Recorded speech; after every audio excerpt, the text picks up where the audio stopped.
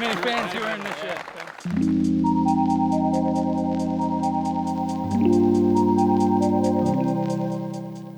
Hello and welcome back to coverage of the PDGA Euro Tour. We are here at the first stop in Lagoda Disc Golf Park, Varazdin, Croatia, at the Pro Forester Tournament. We are bringing you round one, back nine MPO feature card coverage, and we are excited to have you join us today. I'm Connor Wood, and with me, Elias Luukkonen. Hello guys, excited to see how the back nine unfolds after the exciting front nine. Absolutely. We see here hole 10, a par 4 sitting at 254 meters. You have an initial tee shot to the right or left of this big guardian early. You have some OB to the left over the hill, as well as OB right near the Drava River. You have also some hazard areas right on this path, as well as left of the trees right here. You have some small islands of hazard that you need to avoid. This drone shot is flying towards the FPO basket. The MPO basket is actually tucked on the big tree in the top right of your frame, contributing to a little bit more distance, and I think actually about 270 meters for MPO. Unfortunately, we were unable to capture the tee shots, so what we see here is the second shot and onwards of all of these competitors. So you can see Paul had a decent first shot in the middle of the fairway, goes with the hyzer shot on the second and leaves it quite a bit short. You really want to, if you're going hyzer off the second shot, you really want to push it straight. Leon with the opposite side of shots, he's going with the anhyzer, and this looks to be challenging the river on the left side. I think he actually is out of bounds there, so unfortunate start to the back nine for him. We see Blær just barely keeping it safe on that left side OB. He is in bounds on his first shot, trying to fight over this hill and shaping it towards the green. Really solid second shot from a tough position to give himself a birdie look.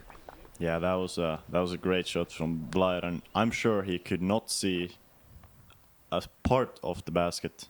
Maybe just barely saw the big tree that the basket is located under. That's a great shot. And Leon just laying up for the 5 there. Unfortunate bogey. It's not a very punishing hole, so you'd rather take a par or a birdie here for sure. Oh, and Paul from circle 2 hangs it out wide and swings it into the chains. An incredible birdie as we take a slow-mo look. You see the height, you see the pace. Absolutely perfection. Perfectly timed fade. That is an incredible putt. Maybe even just outside circle 2. I think that was actually outside circle 2. I think it was marked about 25 meters on U-disc, so an insane putt there. And Jakub with also a very solid, confident stroke there. Gets the birdie. And Blær also, after an errant tee shot, still putting for the birdie and bangs it in the middle. That's a great birdie save, I would almost say. Absolutely agreed. Being blind on the second shot, forcing nose up over that little hill, makes it all the harder. And we'll see Leon here for his par save, bogey save. Bogey save. Given the OB penalty stroke.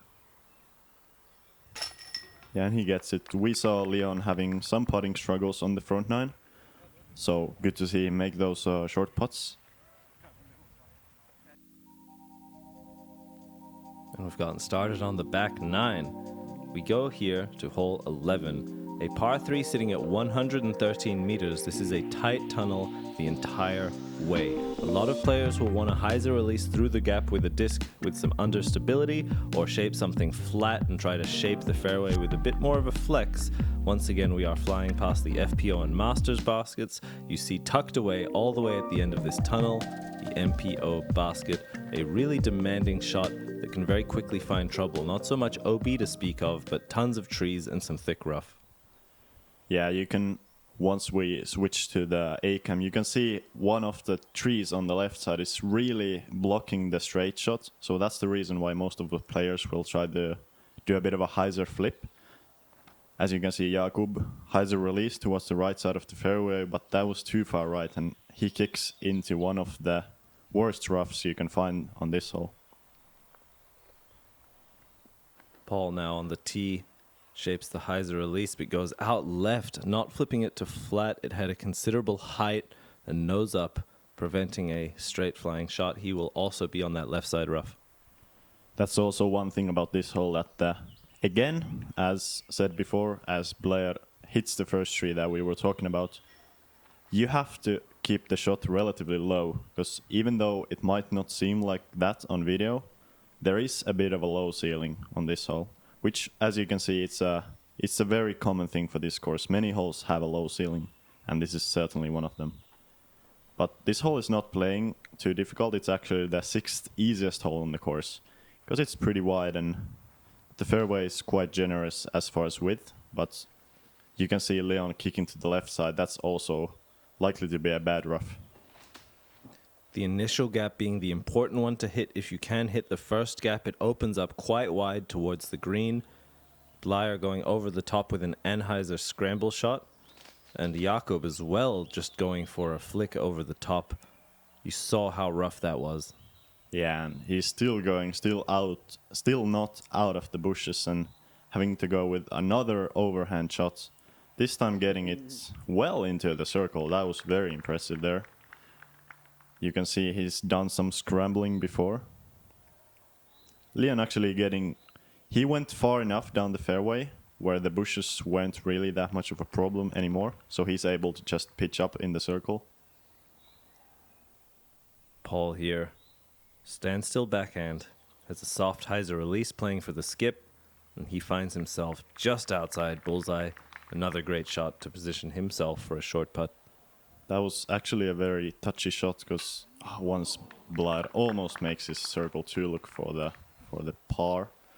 Paul actually went with the driver there, even for the short shot, to get the skip. And Leon with a good putt there. Securing his par. This will be Blær for his bogey save. Finds that good putt to come back.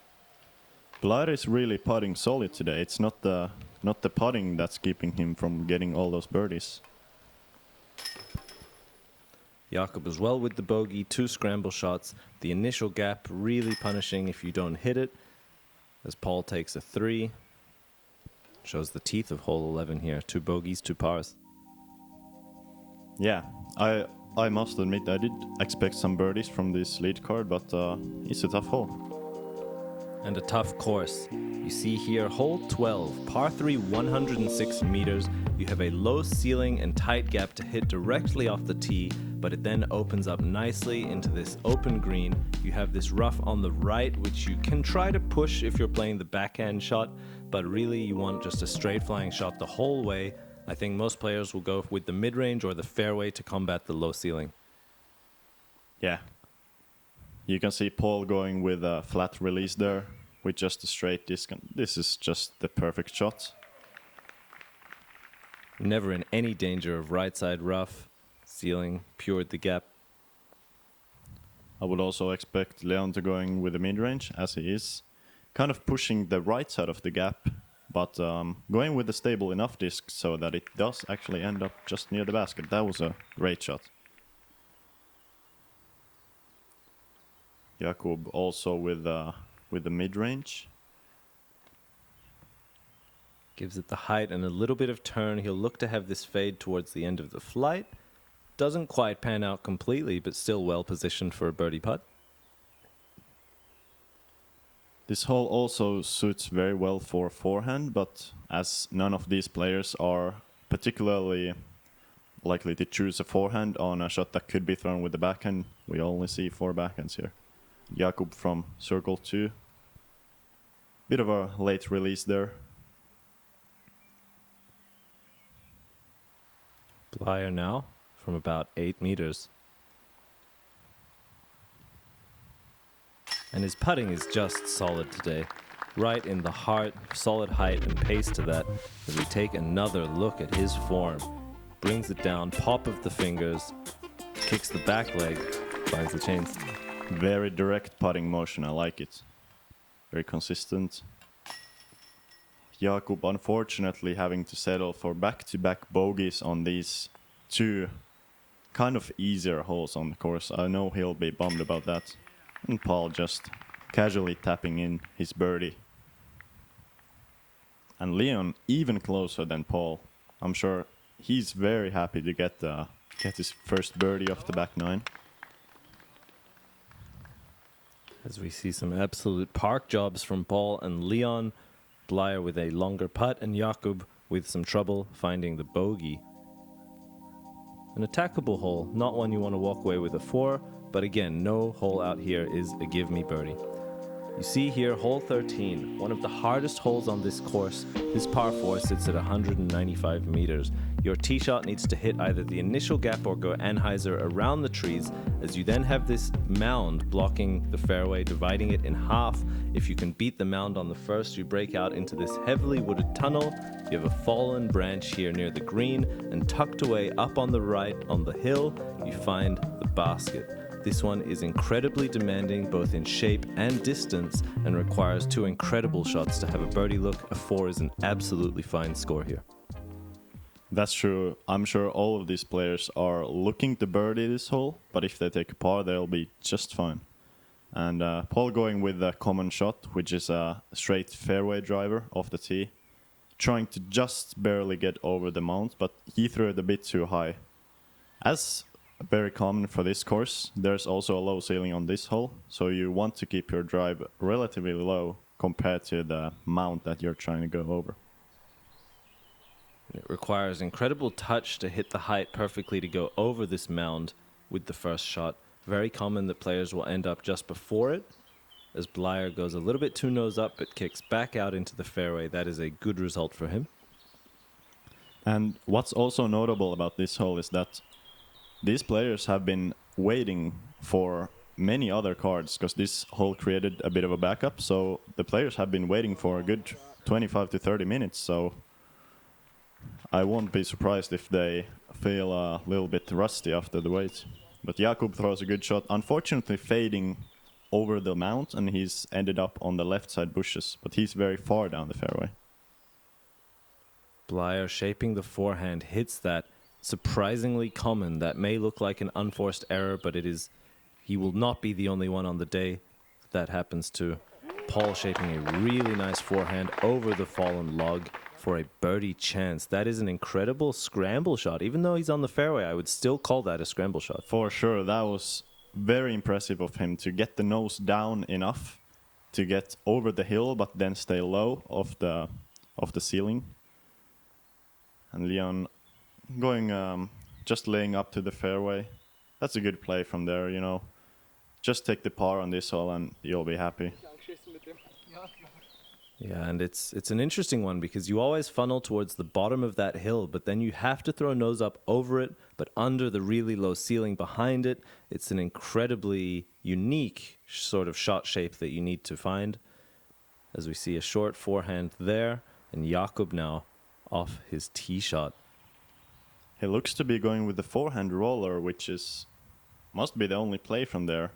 Forehand roller, although not very ideal with this fairway, since the fairway is very soft. It's been raining quite a lot during the past weeks here in Croatia. So the forehand roller might not get all of the advantage that it normally does. Leon with a decent approach. It's a very good backstop behind the green. If you're throwing from the left or throwing a forehand that fades into the green, you'll most likely be inside of 5 meters, even if you go a bit long. Yeah, really allowing you to attack. We see Blær here with a nice touch forehand, catches a branch and rolls to the bottom of that hill, but I think still within the circle. Yep, and Paul here for the birdie save, but he misses it. That's very surprising.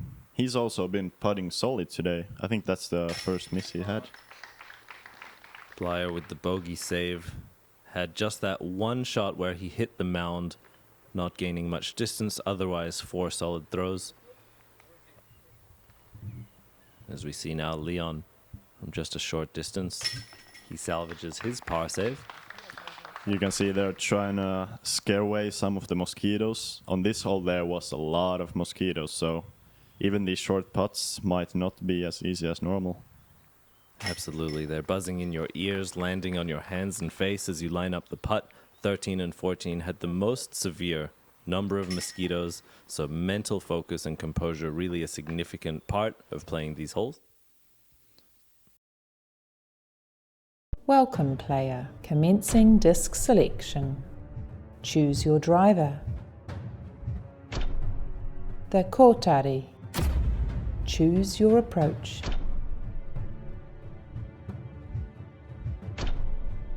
The Kia. Choose your putter. The THRU. Selection complete.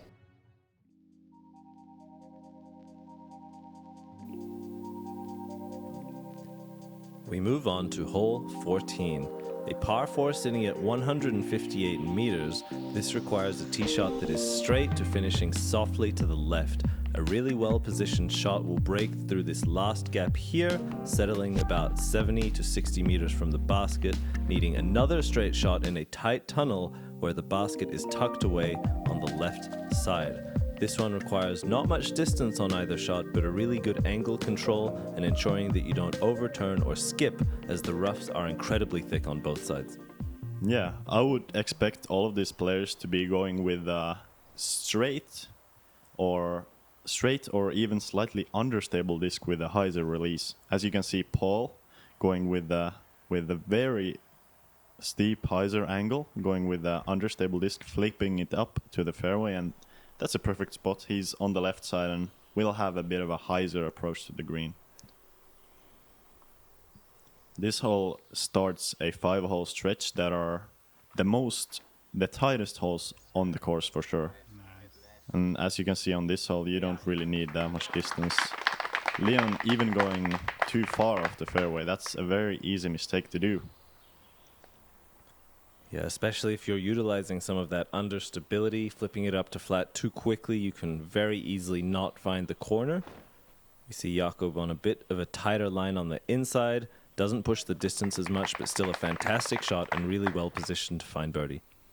Yeah, that's a very smart play from Jakub, and even though his shot was only about 70 meters, he'll still have a good look for the birdie. And Blær, unfortunately, with an early release, he doesn't really have a great look to the basket, going forehand roller, which actually looks incredible with the angle. Wow. Oh, and just 5 or 10 meters further and he would find the green. Really nice stand-up angle on that, curled out a touch early, but fantastic scramble from Blær, I think taking now a par at worst from a tough spot. Yeah, that was incredible. And Jakub here in the perfect spot, fading out a bit early, but he was far enough, so he's putting from just barely outside the circle. You can see even with going with a slow disc there goes a bit long, so it's really a short approach here. And Paul actually, he didn't have the open hyzer that I anticipated, but rather had the lone tree in the fairway in the way. But he does manage well around it with a hyzer forehand. Panned out nicely flat at the end to ensure some slide snuck just into the circle for Paul. Leon also, unfortunately, grip locking in and hitting the first tree, but he was forced to go with a Anheuser flex shot because he was so far right.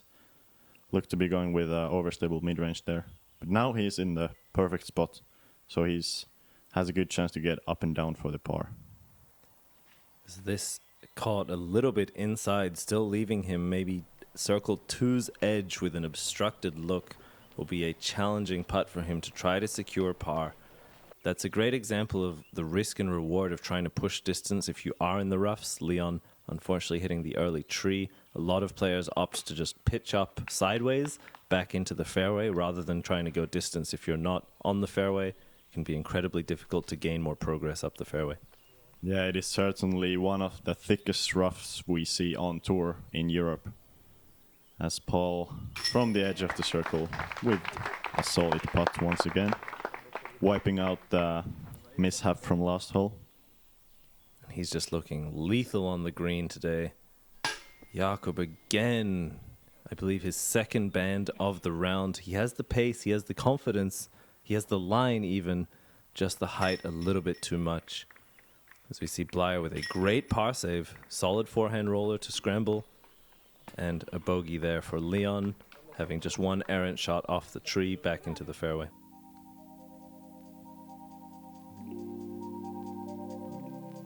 The gaps continue to shrink as you move on here to hole 15, a 134 meter par 4. You need a straight to left fading shot that with a low speed disc that lands right about here. You can then choose your choice of gap. You can play forehand hyzer, forehand flex, backhand hyzer, backhand turnover, straight shot. You can pick your poison here as you try to fight your way up to the green and make your birdie putt. This is two precise shots, I think, with low speed discs. Yeah, that's true. I will be expecting all of these players to try to release the drive with the hyzer, as Paul is showing here. Again, on this hole, you don't really want a steep hyzer that's going far to the left, but rather hyzer with a straight disc that's only moving slightly left. Jakub shows a really good skip shot, actually, keeping the disc low, and once again on this hole there is a low ceiling, so keeping it low is actually very smart. Blær just barely too far right. He hit one of the middle trees there, but had the right idea with the shot. Leon hangs on to that one a touch too long, kicks off the right side rough, back to the left, and you see here he's left with a tiny gap. Best case scenario, forehand roller, gets only 15 or so meters up the fairway, and now left with another scramble shot, looking to shape the flex forehand around the back door, once again finds the rough. Yeah, you can see just how quickly you can run into the roughs on this hole, because the fairway is very tight, especially at the beginning. As you can see here, it kind of does open up where Paul was, but even from his spot, pretty much a perfect drive, he still had to navigate through a lot of trees with the forehand. So the approach definitely very tight as well. And one thing that's actually good to note on this hole, as Jakub throws the perfect forehand, that was incredible. The approach is also low ceiling, so you have to throw the forehand pretty hard. And also because the ground is so soft, you almost never see skips of the top of the little hill that's short of the basket. So you really have to keep the forehand in the air almost to the basket. Leon, keeping it in the air with the forehand, fires just a bit long, and he will again have some branches in his way, but I think short enough to manufacture a short putt there. Paul plucking at the mosquitoes, gives it the height, drops it down, just kisses off the bottom. Yeah, he's already made one of those during the back nine here, so wouldn't be surprised if he made that one. Blær with the par. I think if Paul can see the basket, there's always a chance that that disc is going in. For sure, he's definitely got one of the better long putts in the game. Leon from the bushes. You can see the green's really obstructed, especially if you go long. So you'd rather want to be either parked or just slightly short on this hole. He Nice gets it bogey in. save, yeah. Considering his first two shots, that's, I think, almost best case scenario to still save bogey at the end there. I agree for sure. And happened so quickly on this hole. Because his drive wasn't even that far off. It was just barely off the fairway and kicking to a really bad spot. And Jakub with a tap-in birdie, perfection off the tee and the approach, gives him no stress on the green. That was really well done by Jakub. Here you see hole 16, a 98-meter par 3 with another fairly unique shape. You have rough to the left and the right. You want a disc on hyzer to crash through this late gap and then quickly move left. You can play the skip shot, although the soft earth might not provide as much ground play as usual. The air shot more reliably making it all the way to the basket. Once again, a fighting hyzer. You need to push through the gap and then fade left pretty quickly. You can see even might guess by the distance that people are going to throw mid-ranges here, but the shape of the fairway pretty much forces you to throw a fairway driver here. And you can see Jakub going with an overstable driver there, perfectly through the gap, skips, and even a bit long off the basket. But that's a great result on this hole. Really nice use of the width from Jakub. Paul with an early release will find Some very thick trees there. Still obstructed. I think he'll be playing for par at best. Blær now. Also going with the fairway driver. Unfortunately, really early release and hits the first tree on the left. From there, it's almost impossible to get to the basket. Leon missing on the other side with a late release, but actually gets a very good kick. He's only about 30 meters away from the basket, and we'll have a relatively easy par. As we'll see what they're left with. Blær still very obstructed. About 50 still from the gap. As he shapes a high hyzer to try and fight around the corner.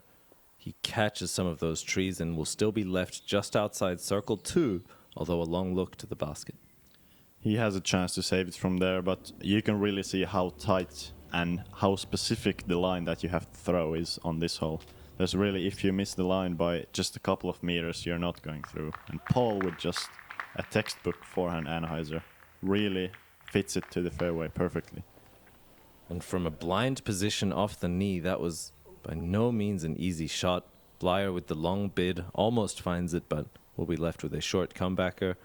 This is Leon. With a great run, with an incredible run. I thought he was forced to lay up for par there, but clearly he was able to give it a run. And Jakub, that's an incredible birdie. This is actually one of the more difficult birdies on the course. You very rarely see people inside the circle here just because the line is so specific. The line that you have to hit, there's just a very small margin of error. And Leon taps in from 4 meters. Yeah, you need to time the fade of the disc so nicely because you have to push forwards towards the gap, hit it, and then immediately have your disc fade left. You can't really push it too straight or hyzer early. You will be left with nothing. So a precise line as we walk away with only one birdie on this feature card. They walk to hole 17. Maybe one of the more forgiving par 3s here with a straight look down this tunnel the entire way.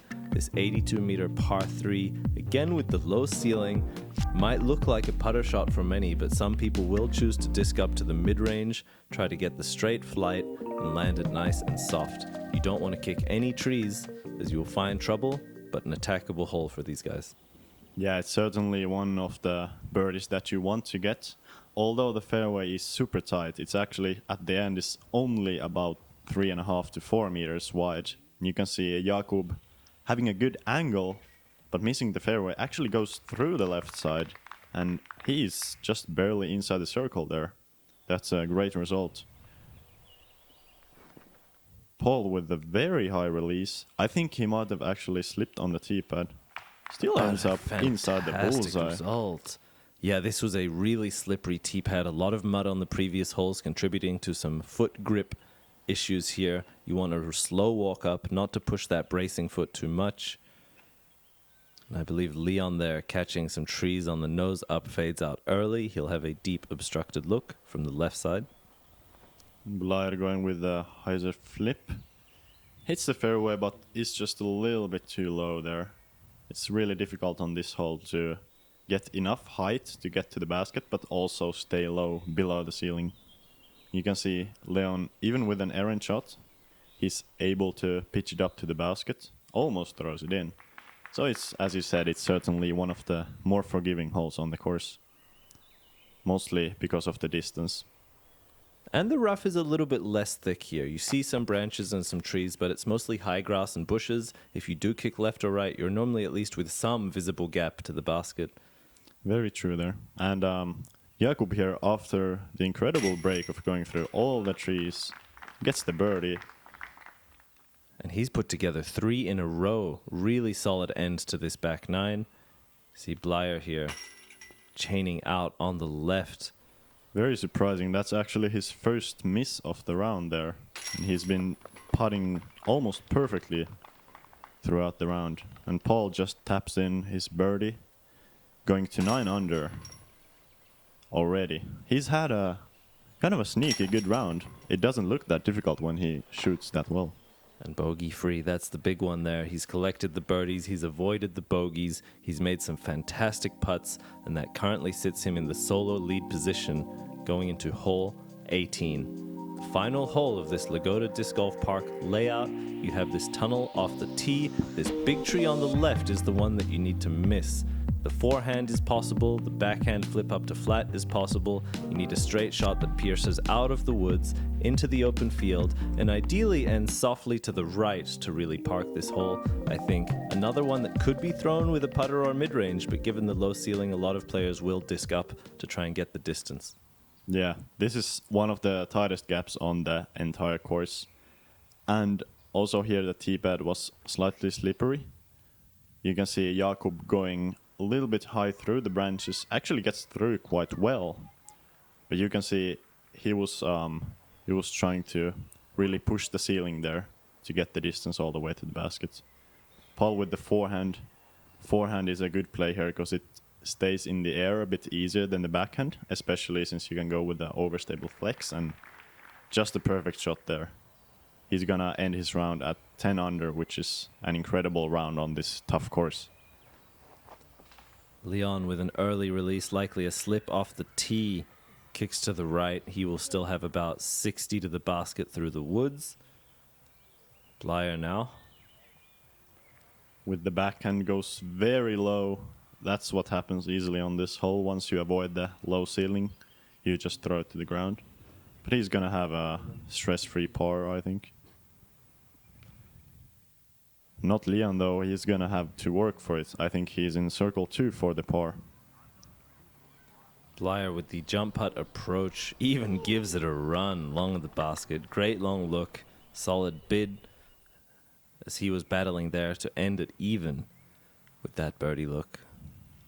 Yeah, I'm very sure Blær is not quite happy with this round there, but he'll have another day to make it better. Leon missing the par putt from circle 2. Jakub now with a birdie look. Just a little bit low, but still a fantastic end to the back nine for that man, fighting to 6 under for his round. He'll be left with a short par putt. Leon, good to put that one in. He had some significant struggles on the putting green throughout the whole round, and hopefully he can hold his head high and move into round 2 with a solid performance. I'm sure he will. I think he said that he learned more throughout this round than the last 2 months combined. So I'm sure he enjoyed the experience. And Paul there with a birdie to end the round. 10 under round. Incredibly clean. Just not perfect play, but he was able to make only small mistakes that never led to anything worse than a par. Absolutely. No compounding errors. When he did find a misshaped shot, he makes sure to put it back into the fairway, gain some distance, and that is just a masterclass here from the 6-time world champ. As we take a look